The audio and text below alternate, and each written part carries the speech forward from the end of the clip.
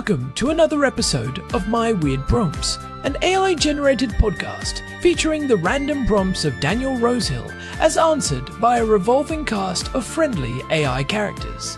Join us for deep dives into AI, technology, and whatever other random thing Daniel finds fascinating today. Subscribe on Spotify or your favorite podcatcher. Now, today's episode. This episode was generated using artificial intelligence. Please verify facts. Hey, Herman and Corn. So listening to the interesting episode about Hamas and how other countries with their own agendas and ambitions like Qatar and Turkey to an extent could be said to be using Hamas to further their own goals. So I guess you could call it a symbiotic relationship, really.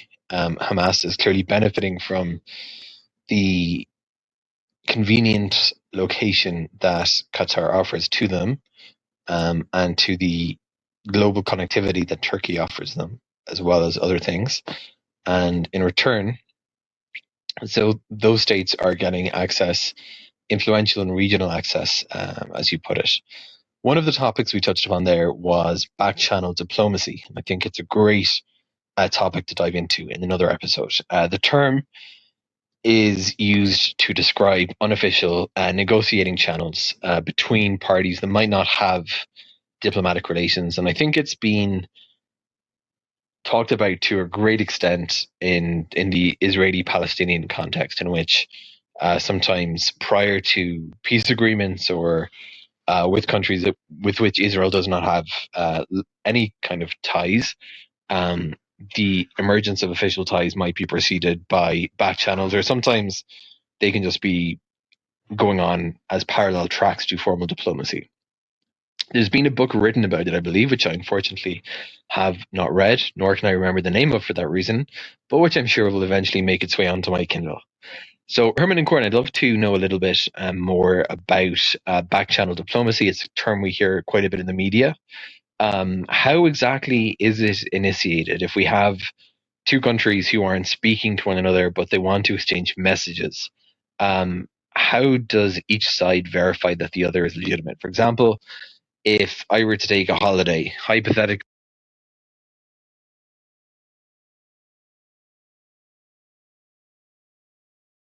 I'm speaking on behalf of the state, this is the message we want to relay. How would the other side know that I'm not just some random guy, which I would be 100%, who's had a few too many beers and convinced himself he's on some kind of international mission, versus a credible party? So basically, how do you establish legitimacy in that context when there is no official channel? Herman and Corn, let's talk about the unofficial diplomacy in today's episode. Hey everyone, welcome back to My Weird Prompts. I am Corn, and I am here in our home in Jerusalem with my brother, Herman Poppleberry, at your service. It is a beautiful day outside, but we are heading into some pretty shadowy territory today. We really are. Our housemate Daniel sent over a prompt that feels like it is straight out of a Cold War thriller. He was asking about back-channel diplomacy. Specifically, how do countries that are not on speaking terms actually start a conversation? And more importantly, how do they know the person on the other side is actually who they say they are? It is such a fascinating question because it touches on the absolute fundamental problem of international relations, which is trust, or rather, the complete lack of it. When two nations have severed ties, or are even in a state of conflict, they still need to communicate to avoid total catastrophe. But they cannot just pick up the phone and call the embassy because the embassies are closed. Right, and that is where this whole world of back channels comes in. You will often hear this referred to in academic circles as Track 2 diplomacy. Track 1 is the official, high-level stuff that happens in suits at the United Nations. Track 2 is the unofficial, deniable, and often very messy stuff that happens in hotel bars or through academic conferences. Exactly. And the most important word there is deniable. If a diplomat from the United States meets with a diplomat from Iran in a public setting, it is a massive political event. It can cause a domestic backlash or anger allies. But if an academic from a university in Washington meets a former official from Tehran at a conference in Muscat, Oman, The governments can say, "Oh, they are just private citizens talking. We have nothing to do with that." So, let's get into the mechanics of it. How does it actually start? If I am a world leader and I want to send a message to an adversary without it leaking to the press, what is my first move? Usually, you look for a third party that both sides trust, or at least respect. These are often called honest brokers. Historically, certain countries have made this their entire brand. Switzerland is the classic example, of course, but in the Middle East, Oman has been the go-to for decades. They are the quiet neighbors who everyone is willing to talk to. I remember reading about the role of Oman in the lead up to the Iran nuclear deal years ago. They were essentially the post office for secret letters between Washington and Tehran. That is a perfect example. In that case, the channel was initiated through a series of quiet meetings in the capital of Oman, Muscat. The beauty of Oman is its geography and its foreign policy of being a friend to all and an enemy to none. They can host a secret meeting and the world would never know. But how does that first contact happen? Does a sultan just call up the White House and say, "Hey, I have a guy here you might want to talk to"? Sometimes it is that direct, but often it is more subtle. It might start with a businessman who has interests in both countries, or a religious leader. Actually, Corn, you mentioned the Vatican earlier. That is a huge one. Back in 2014, Pope Francis was a key figure in the thaw between the United States and Cuba. Right, and I should clarify something because there was some confusion about this recently. Pope Francis is very much still with us here in early 2026, and his legacy of diplomacy is still a major factor. In that 2014 deal, he actually wrote personal letters to both President Obama and President Castro. He invited their delegations to the Vatican for secret talks. And that resulted in the release of about 53 Cuban prisoners and an American contractor. It was a massive breakthrough that started with a religious figure acting as the intermediary. The Vatican is unique because it has a global diplomatic network, but no military or economic agenda that threatens other states. It is the ultimate neutral ground. So that covers the how. A trusted third party steps in. But Daniel's second question is really the one that gets me. How do you verify legitimacy? If a guy shows up in a cafe in Zurich claiming to speak for the North Korean government, how do I know he is not just a con artist or a rogue agent? This is where it gets really clever. In the world of intelligence and secret diplomacy, they use something called a validation signal. It is basically a way to prove that you have the ear of your leader without actually showing a badge. Like a secret handshake?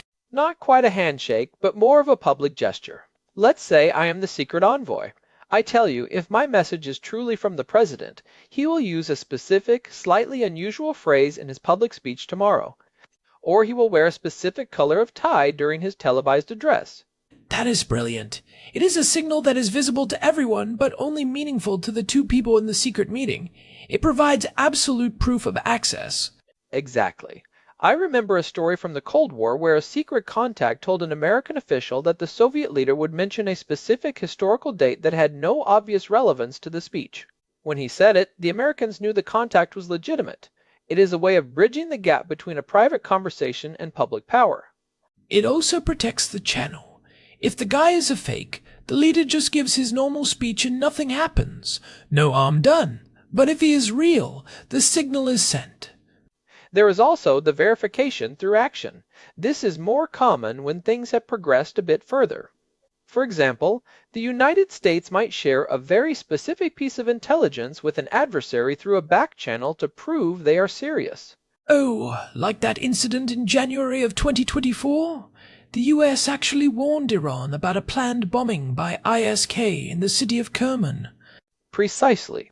Even though the US and Iran do not have official diplomatic ties, the US used a back channel to warn them about a specific terrorist threat. Now, think about that from the Iranian perspective. If you get a secret message saying an attack is coming at a specific time and place, and then it happens, you suddenly have a lot of reason to believe that the channel is real and that the other side has some level of credible information. It builds a very narrow, very specific kind of trust. It is a weird kind of trust, though. It is not like they are friends. It is more like they trust each other to be rational actors who want to avoid certain outcomes. Right. It is trust in the channel, not necessarily trust in the person. You are trusting that the mechanism works. What about the risks, though? Daniel's prompt makes it sound like a useful tool, but surely there are massive downsides to doing things off the books like this. Oh, the risks are enormous. The biggest one is the lack of accountability. When you have official diplomats, there are records, there are notes, there are other officials watching. In a back channel, it is often just two people. If one of them misinterprets a message, or worse, if one of them starts freelancing and making promises they cannot keep, the whole thing can blow up. That reminds me of the Oslo Accords in the early 1990s. That whole process started as a secret back channel between Israelis and Palestinians in Norway. It was mostly academics and mid-level officials at first. And it was incredibly successful in the short term because it allowed them to talk about things they could never discuss in public. But one of the criticisms later was that because it was so secret and so detached from the official bureaucracies, the people who actually had to implement the peace deal were not fully on board. The back channel moved faster than the reality on the ground could handle. So you end up with a disconnect between what is agreed upon in a secret room in Oslo and what the people back home are actually willing to accept. Exactly, it creates a bubble. You also have the risk of the channel being exposed. If a secret meeting is leaked, it can look like a betrayal to the public. Imagine if a country that has been calling another country the Great Satan for 20 years is suddenly found to be having secret dinners with them. It can topple governments. I suppose that is why the verification and the secrecy go hand in hand. You need to be sure who you are talking to, but you also need to be sure that the secret stays secret until you are ready for it to be public. And sometimes it never becomes public. There are probably back channels operating right now between countries we think are on the brink of war, and we might not hear about them for another 30 years when the archives are declassified. It makes you wonder about the current state of things. We are sitting here in Jerusalem, and the regional tensions are obviously very high. You have to assume there are channels humming in the background between various players who officially do not even recognize each other's existence. Almost certainly. In fact, we know that even during the most intense periods of conflict, there are often channels through intelligence agencies. The heads of intelligence services sometimes have a more direct and honest relationship with their counterparts than the politicians do. They speak the same language of risk and capability. That is an interesting point. Intelligence officers are used to dealing with secrets and verification. It is their whole job. So it makes sense they would be the ones to manage these channels. There is a famous story about the head of the CIA and the head of Russian intelligence meeting in Turkey a few years ago. It was official in the sense that we knew it happened, but the content was entirely secret. It was a back channel to manage nuclear risks. When the stakes are that high, you cannot afford a misunderstanding. So to go back to Daniel's question about how they know it is not just some random guy who has had too many beers, as he put it, the answer is a combination of trusted intermediaries, public signals like the color of a tie or a specific phrase in a speech, and the sharing of sensitive information that only a government official would have. And let's not forget the old-fashioned way, the physical handover. Sometimes a secret envoy will carry a letter that has a specific seal or a handwritten note from a leader.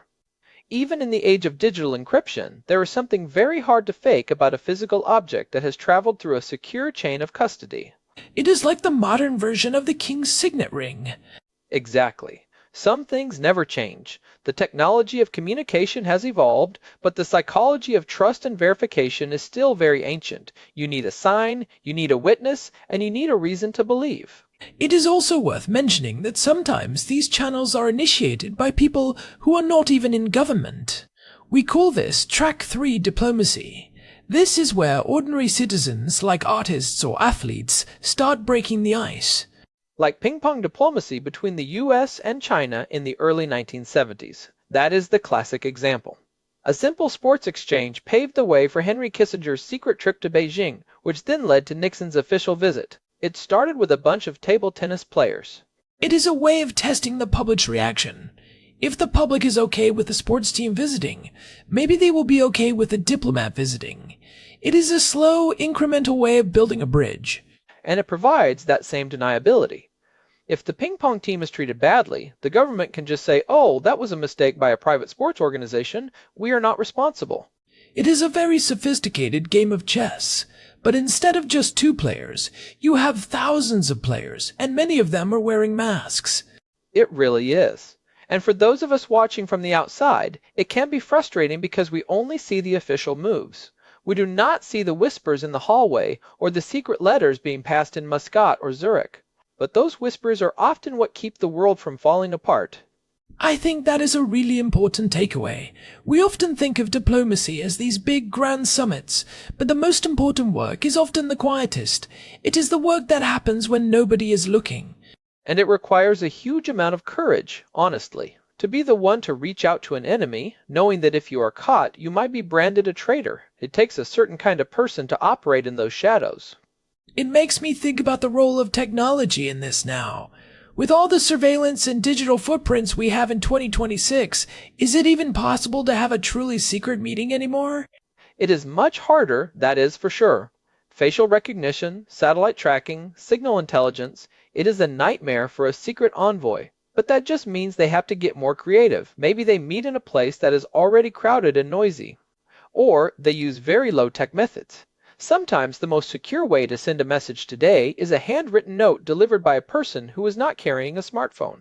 The back-to-basics approach. If you want to beat high-tech surveillance, go low-tech. Exactly. There is no digital trail if there is no digital device. I have heard of diplomats meeting in the middle of a park while jogging, or at a crowded public swimming pool where they can talk without being recorded. That is amazing. Imagine two of the most powerful people in the world discussing nuclear policy while doing laps in a pool. It sounds like a movie, but it is the reality of how these things work. The more sophisticated the surveillance, the more mundane the meeting place. So, for everyone listening, next time you see a news story about two countries that are supposedly at each other's throats, just remember that there is likely a whole other world of communication happening beneath the surface. There are people working very hard to make sure that even when the official channels are dead, the conversation continues. And that is a good thing. It is the safety valve of the international system. Without back channels, we would be flying blind into every crisis. Well, I think we have given Daniel a pretty deep dive into the world of secret handshakes and public signals. It is a lot to process. It really is. And if any of our listeners have their own stories or questions about this kind of thing, we would love to hear from you. We have been doing this for hundreds of episodes now, and the prompts from you guys are what keep us going. Absolutely. You can always reach out to us through the contact form at myweirdprompts.com. We read everything that comes in. And if you are enjoying the show, please do us a favor and leave a review on your favorite podcast app or on Spotify. It really helps other curious people find us. It truly does. We appreciate all the support. All right, Herman. I think that is a wrap for today. Thanks for bringing all that research to the table. I feel like I need to go check the color of my tie now to see if I'm accidentally sending any secret messages. You're wearing a blue one today, Corn. I will let you decide what that means for our domestic policy. Fair enough. Thanks for listening to my weird prompts. We will be back soon with another deep dive. Until then, stay curious. See you next time. Goodbye, everyone. Wait, before we go, I just realized we didn't talk about the role of the media in this, because sometimes the media is actually part of the back channel, right? Oh, that is a huge point. Sometimes a government will leak a story to a specific journalist as a way of sending a message to another country. It is called a trial balloon. Right. They see how the other side reacts to the news before they actually commit to it. It is like a back channel that uses the public as a buffer. Exactly. If the reaction is negative, they can just say the journalist got it wrong. If it is positive, they can move forward. It is another layer of that deniability we were talking about. It really is a hall of mirrors. Everything is a signal, and everything is a test. And that is why it is so important to be a critical consumer of news, especially when it comes to international relations. There is often a message being sent that is not for us, but we are the ones carrying it. That is a deep thought to end on. We are the couriers for messages we don't even understand. Precisely. All right, now we really are done. Thanks again, everyone. Check out myweirdprompts.com for the archive and more episodes. We will catch you in the next one. Take care. This episode was generated using Gemini Flash 3. Text-to-speech engine was Chatterbox Turbo. Thanks for listening to another episode of My Weird Prompts, an AI-generated podcast featuring Daniel Rosehill's AI prompts, as answered by a revolving cast of friendly AI characters including me, Cornelius the Sloth. Subscribe on Spotify or visit myweirdprompts.com.